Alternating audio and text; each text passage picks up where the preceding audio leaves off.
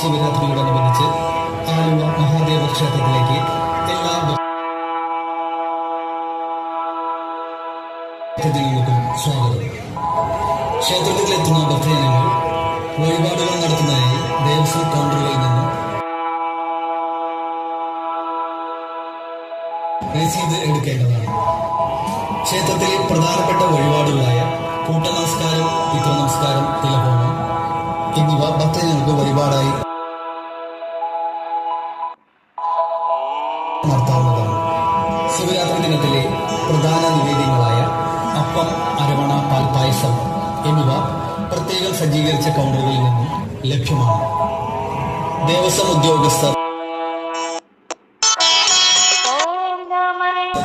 police ഉദ്യോഗസ്ഥർ, മറ്റ് ഇതര ഡിപ്പാർട്ട്മെന്റ് ഉദ്യോഗസ്ഥർ എന്നിവരുടെ നിർദ്ദേശങ്ങൾ